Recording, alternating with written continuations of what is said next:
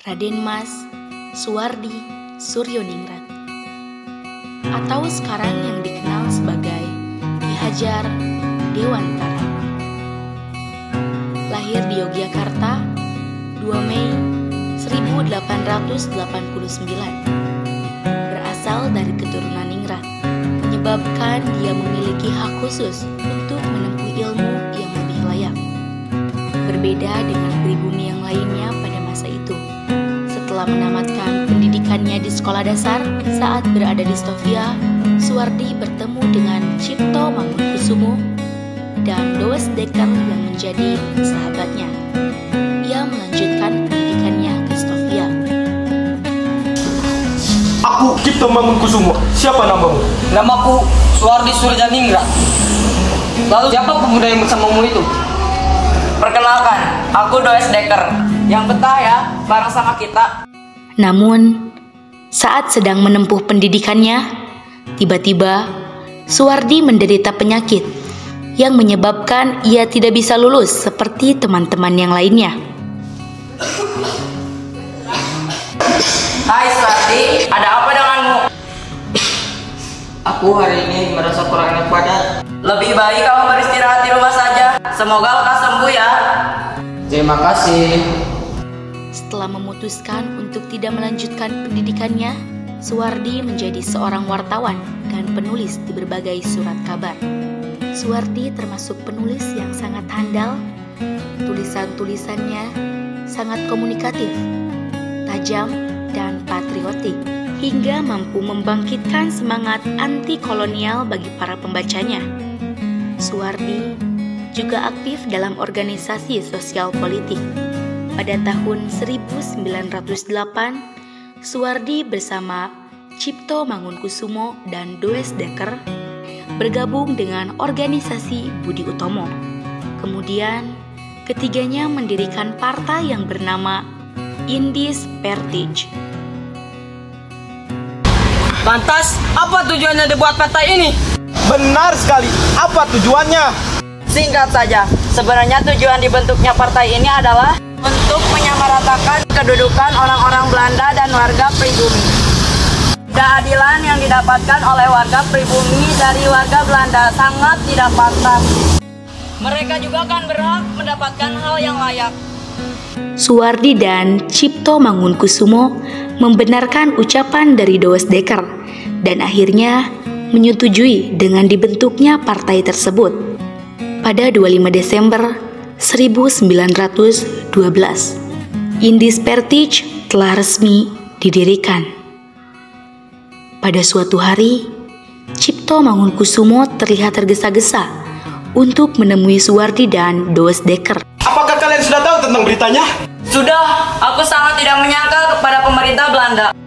Tega-teganya mereka meminta sumbangan kepada rakyat pribumi untuk demi merayakan kemerdekaan atas Prancis. Benar sekali. Kok bisa-bisanya mereka merayakannya di sini dan meminta sumbangan kepada rakyat pribumi? Benar kurang ajar. Suwardi pun menyusun kata-kata untuk memberikan kritik pedas atas kekecewaan terhadap sikap pemerintah Belanda yang terlalu sewenang-wenang, terutama pada warga pribumi. Kemudian setelah menulis, Suwardi mempublikasikannya pada media. Tulisannya yang berjudul "Seandainya Aku Seorang Belanda". Tulisannya menjadi sangat terkenal pada masa itu. Gubernur Edinburgh sangatlah marah dan menangkap Suwardi karena telah memberikan kritik pada pemerintah. Apa yang kamu lakukan? Perlakuanmu itu membuat ketidaksetujuan masyarakat terhadap kebijakan yang telah aku buat. Yang memang seperti itu seharusnya. Kau sebagai pemimpin seharusnya bisa mengenali dan memahami keadaan sosial. Ekonomi masyarakatmu bukan malah bertindak sewenang-wenang terhadap masyarakat, apalagi warga. Tidak akan. Cipto Mangunkusumo dan Douwes Dekker berusaha untuk menolong Suwardi dengan menemui Jenderal Edinburgh. Namun, hanyalah penolakan yang mereka dapatkan. Tolong, ada pertimbangan sekali lagi, Jenderal. Jangan membuat warga pribumi sengsara. Sudah aku bilang, aku tidak akan mengubah sedikit pun keputusanku. Kemudian, Mereka bertiga diasingkan ke Belanda pada tahun 1913. Ketika diasingkan, mereka bertiga memilih untuk mendalami dunia pendidikan. Suwardi pun kembali ke Indonesia pada bulan September 1919. Pengalaman mengajar yang ia peroleh kemudian ia gunakan untuk mengembangkan konsep mengajar bagi sekolah yang didirikan, yang bernama Perguruan Taman Siswa Yogyakarta. Pada tanggal 13 Juli 1922 dengan slogannya yaitu Tutwuri Handayani. Ia menginginkan agar para warga mendapatkan pendidikan dan perlakuan yang setara. Dan perjuangan yang begitu hebat, Suwardi atau sekarang dikenal Ki Hajar Dewantara kemudian dikenal sebagai Bapak Pendidikan yang menyelamatkan nasib warga pribumi yang juga ingin mendapatkan pendidikan yang layak. Saat berumur 40 tahun, Raden Mas Suwardi Suryoningrat berganti nama menjadi Ki Hajar Dewantara. Selamat pagi Mas Raden Suwardi. Baik, selamat pagi. Baiknya, panggil saja aku Ki Hajar Dewantara. Ngapunten, panggilan kan bocin pantas kanggo panjenengan Raden. Gini. Masalah hormati itu tidak hanya bisa dibunyikan lewat kata-kata, serta unggah-unggah yang kamu lakukan. Oh, iya kah Raden? Iya, seperti itu.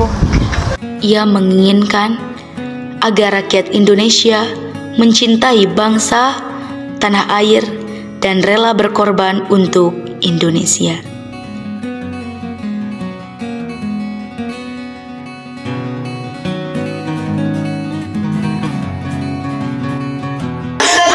Ya, bareng sama kami. Ya aku. Ya memang seharusnya seperti itu. Apa tujuannya dibuat partai ini? Benar sekali, apa tujuannya?